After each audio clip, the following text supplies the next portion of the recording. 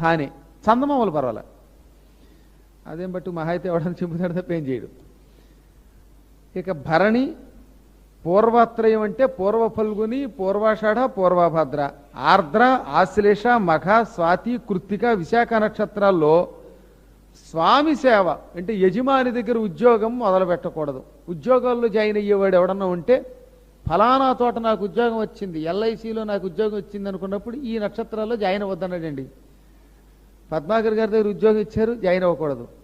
ఆఖరికి మా శ్రీనివాస్ దగ్గర కూడా జాయిన్ అవ్వకూడదు. ఎక్కడైనా సరే ఉద్యోగంలో జాయిన్ అవ్వాలంటే అమ్మాయి ప్రదక్షిణ చేయడంతో పాటు అప్పుడప్పుడు ఇవి కూడా వింటూ ఉండు, రేపు పొద్దున మంచి ఉద్యోగం వచ్చిన తర్వాత జాయిన్ అయ్యేటప్పుడు కొంచెం చూసుకోవాలి. ఏమేంటవి ఉద్యోగానికి పనికిరానివి? ఎక్కడన్నా భరణి, పూర్వ ఫల్గుని, పూర్వాషాఢ, పూర్వభాద్ర, ఆర్ద్ర, ఆశ్లేష, మఖ, స్వాతి, కృత్తిక, విశాఖ ఈ నక్షత్రాలు ఆ ఉద్యోగంలో ఉండనివ్వబట, గెంటేస్తాయి. ఏదో రకం బయటికి గెంటేస్తాయి.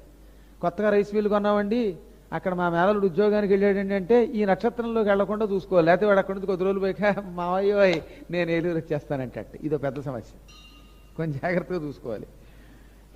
ఈ నక్షత్రాల్లో తాకట్లు పెట్టడం, అప్పులు ఇవ్వడం చెయ్యొద్దన్నాడు.